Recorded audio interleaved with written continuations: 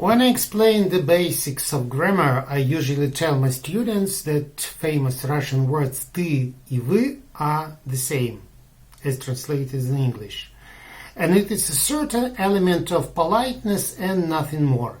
I always introduce myself as Grigory Baradnikov, although I naturally have a middle name, Alexandrovich. But I'm really more comfortable when students call me by name.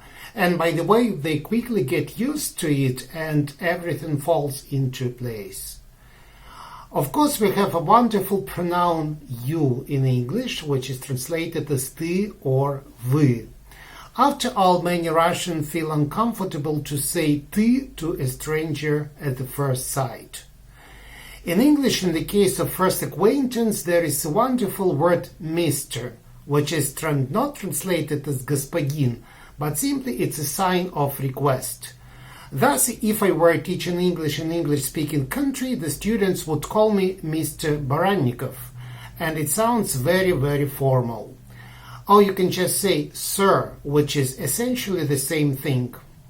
If you were talking about a woman, then we address as Miss, Miss, or Mrs., depending on her age and marital status.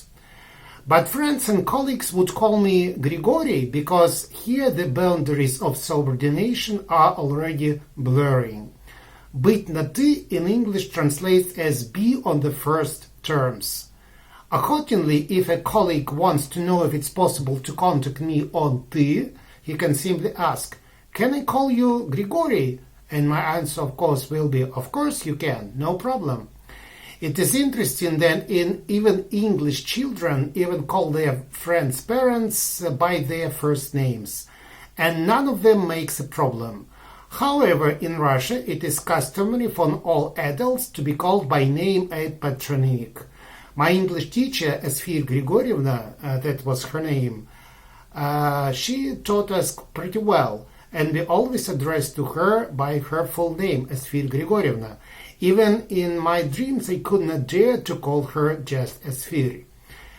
As well as mother-in-law, father-in-law, only by name and patronymic.